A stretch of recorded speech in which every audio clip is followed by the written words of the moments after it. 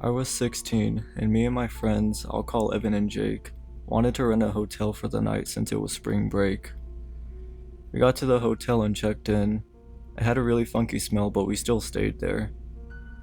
Once we got to our room, it was about 3 p.m., so we decided to go swimming. The pool was downstairs, departed from the hotel. Once we got to the entrance, there was a man at least 6'3" in all black with a hood covering his face facing us. I panicked a little, but not out loud.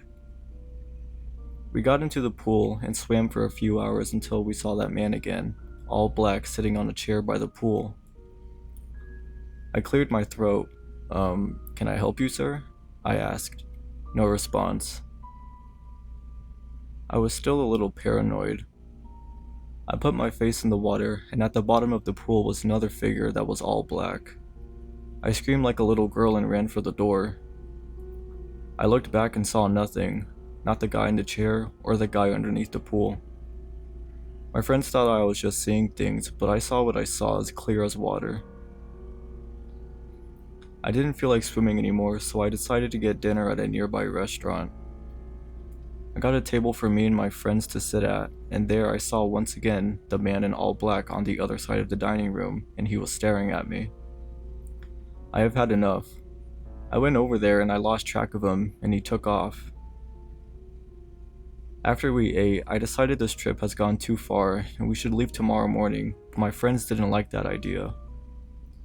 Once it was 10:30, my friends and I dozed off in a hotel room. I woke up to some noises.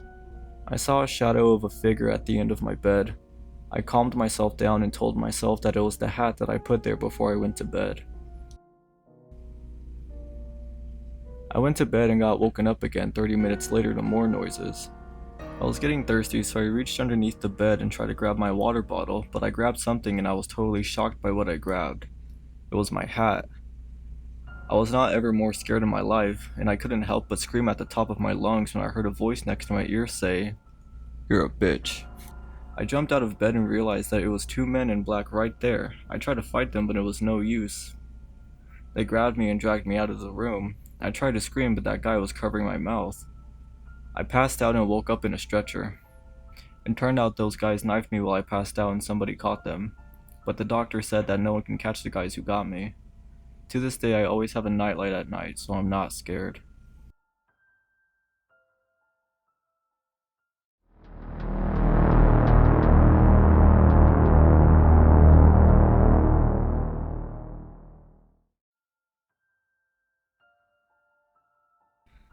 Back when I was still a third-year high school student, my friends and I stuck around school late at night after our annual Halloween party. We had agreed to try out my friend's Ouija board. It wasn't the brightest idea, but we needed a thrill. We found a nice spot under a huge Sonera tree and proceeded with our half-assed ritual. There were 5 of us, 2 boys and 3 girls. We were all expecting some kind of paranormal contact. Rumors had it that our school was haunted, but we never really experienced anything firsthand. It was Halloween, so we all thought the spirits would come out to play, and we all wanted to get spooked. We also never really seen a Ouija board firsthand before, so we were pretty excited. Our school was an old Spanish colonial house built in the 1800s when the Spaniards still occupied the Philippines. We were in a section of the school that doesn't get used often. Located beside a creepy old Jesuit house, people only go there when they needed to use the restroom, store equipment on one of the sheds, or make out with their boyfriends or girlfriends. We sat down in the middle of an open space with only an exposed bare bulb nearby illuminating the surroundings. We were all having a laugh, scaring each other with what-if scenarios. It was your typical dumb kids doing dumb things. My friend who bought the Ouija board proceeded to place it in the middle of our circle.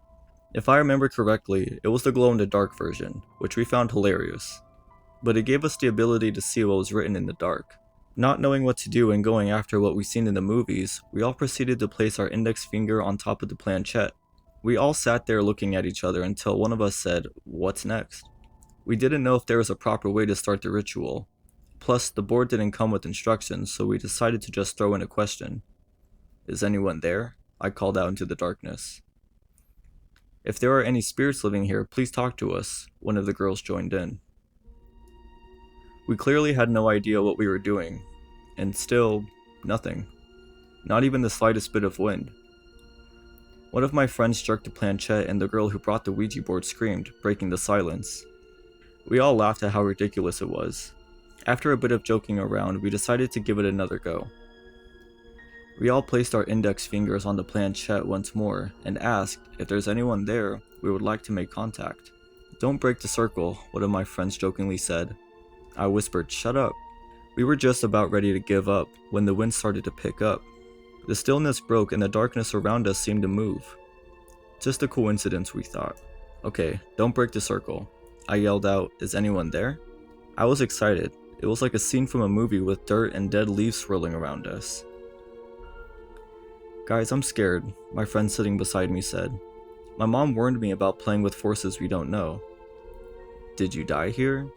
Were you killed during the war? Are you a headless priest that roams the halls? Do you know Jose Rizal, our national hero? Are you a hottie?" my friend giggled. At this point, we were all throwing random stupid questions. Still, nothing. "This is BS, I don't want to do this anymore," my friend said, exasperated. We were all thinking the same. Just then, a group of dogs from the neighboring houses started barking at us through the chain-linked fence. These 6 dogs were growling and showing teeth. We all screamed, and without finishing the ritual, we bolted out of there.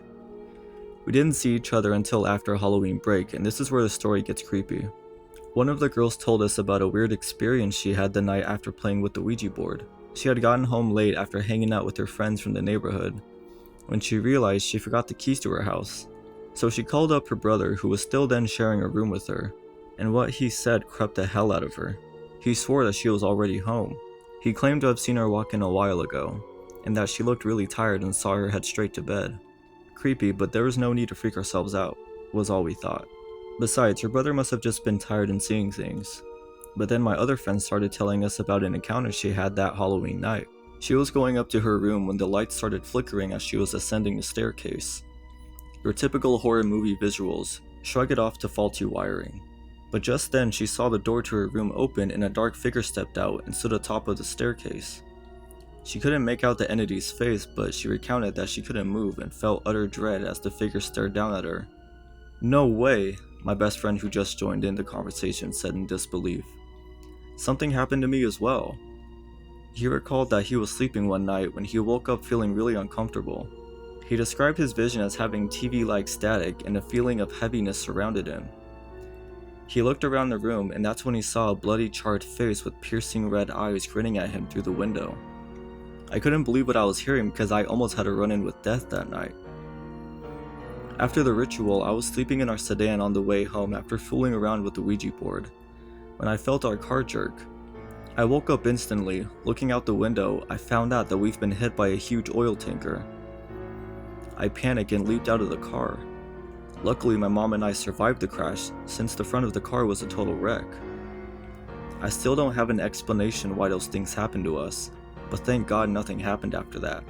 I've never played or gotten near a Ouija board ever since.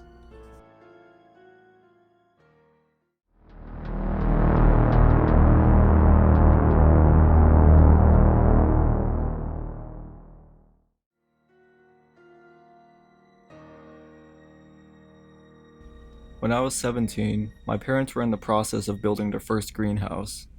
It wasn't very big, but it was functional. We used it to grow plants like snapdragon, basil, tomatoes, strawberries, and so much more. They had also recently added a few fruit trees, mostly peaches and apples, but there were 2 other fruit trees that hadn't been planted in the ground yet. They were infamous for dying off randomly, tangerine and lemon if anyone is wondering. So we were keeping them in the greenhouse to hopefully stabilize them. One shelf of the greenhouse contained the plants that my teenage self was obsessed with and subsequently cared for. 4 potted dusty millers, 3 potted purple-white pansies, a succulent, and a mimicry plant that looked like a horseshoe. I still have no idea what the hell kind of plant it is. Next to the greenhouse was a little fenced patch of dirt that my mom planned to use for crops once they began sprouting. For some context, I lived in the south of the Appalachian Mountains my whole life. Close enough that I'm scared to leave my house at night, but far enough that I'd never personally heard anything before this incident. I always take my dogs with me when I venture outside. This is important.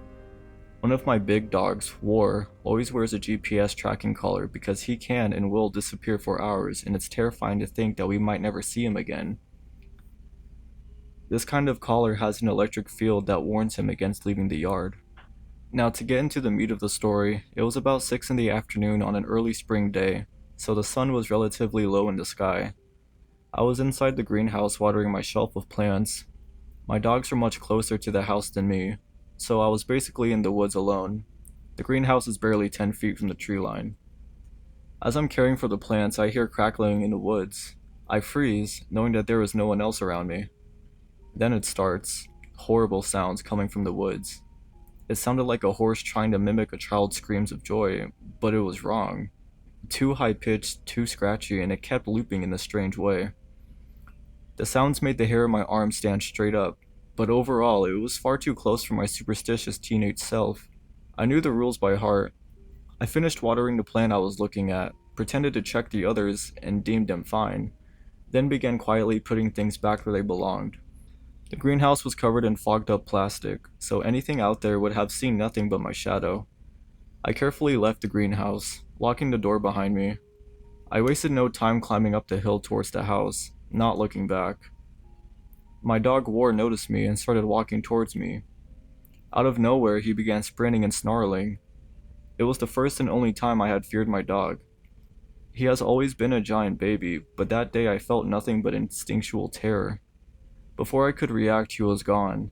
He had disappeared into the woods and he vanished for 6 days. I honestly thought whatever I heard had done him in. He eventually showed back up, and now he has a nasty scar through his left eye.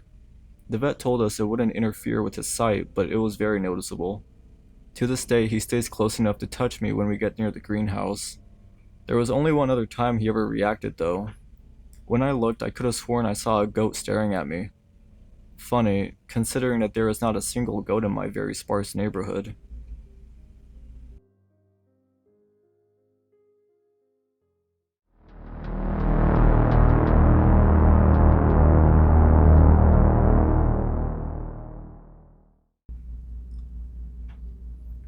I have been living in the same house since I was about 6 years old. It is an old farmhouse built in 1848. There is no documented history on our home, for unknown reasons. Around 2010, my mother's friend came to our house around 6 p.m. to wait for her husband to get home from work. Her husband worked for my dad's company, and they would come back to my house to close up shop for the night. My mom was on her way home, so my mom's friend thought she would just wait near the house and have a coffee and smoke while she waits for her husband and my mom to get home so they can have some drinks together. While she was waiting there, she said she looked up towards my barn, which was about 4 acres away from my home in the field. Then she looked back at her phone, then realized she thought she saw somebody. She looked back up and noticed a man dressed in all black, wearing a long trench coat with no face. She watched him walking for at least 10 seconds, then looked away. When she looked back for the second time, he was gone. She didn't wait for her husband or my mother to get there. She didn't even take her coffee and smokes. She left everything and didn't come back to my house for months. She said she's never felt so scared in her entire life.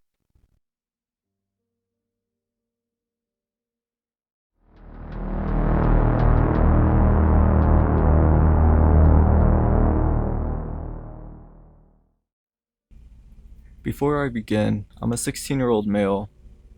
About 3 years ago, I was in Virginia visiting my family over summer. We were right outside the DC area and staying in a 2-story house near the freeway. On the other side of the freeway was a forest. So my mom, her boyfriend Eric, and I were all staying with Eric's parents. We had brought in some night vision binoculars and decided that tonight was the perfect time to use them. So after dinner, we gear up and head out. We pass under the freeway then head into the woods.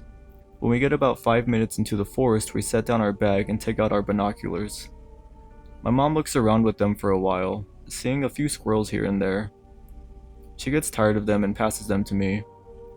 I look around for a while, being careful not to look at the freeway for fear of being blinded. I spot something behind a tree about 50 feet to our left. I concentrate on it, trying to figure out what it is. It looks like a pale, bald, anorexic man looking straight at us from behind a tree. I get a bit uneasy, but I'm hesitant to believe that it's really there. I ask Eric to take a look just in case. To my despair, he sees it too. He describes it much the same way I did. Now, Eric is a former amateur boxer, and I train MMA almost every day, but neither one of us wants to stick around with that thing. We start heading back to the house, crossing underneath the freeway. We take another look behind us as a car comes by, all three of us seeing glowing eyes lit up by the headlights on the other side of the freeway.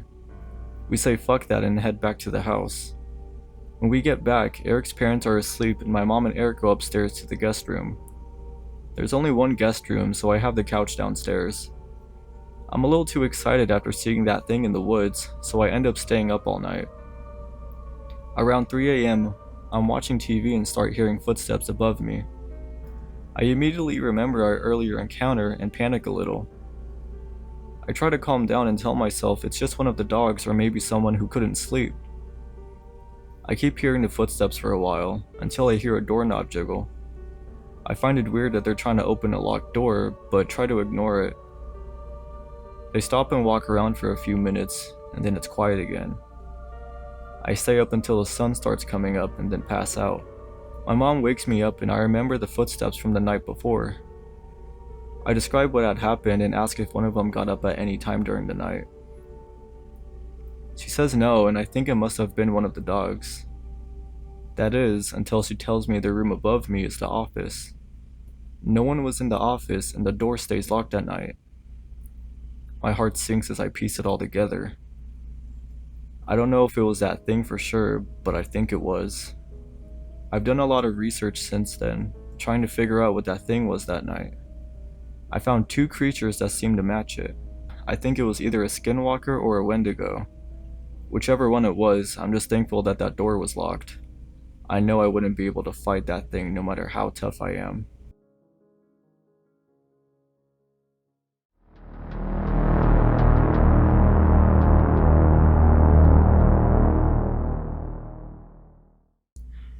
I live in a town that is fairly safe aside from college students. I always feel comfortable walking places alone until one walk that happened. It was during the clown craze, which I thought was fake until they said they were going to a school in my town. They were in my town, but not at the school. I was walking to our library to play games because I have no game consoles or computers at the house. There was a small open spot of land next to the library, and I was there. I look across the street the same time a person looked at me, but they were dressed as a clown. My worst nightmare. It held a machete and turned its head and started laughing. I was absolutely horrified. It started running across the street. All I can do was try to run. I was a short 11-year-old that was 4'10". The clown seemed to be around 6'3" and fast. While it ran, it was also laughing. After a little, I was so scared and I couldn't scream. I just ran to the library and hoped it would leave me alone. When I got inside, I looked out the big window. It was standing there with its head sideways, waving his machete around. If it weren't for me having played soccer, I probably wouldn't have survived to turn 14 and finally grow. I have never told anybody this story.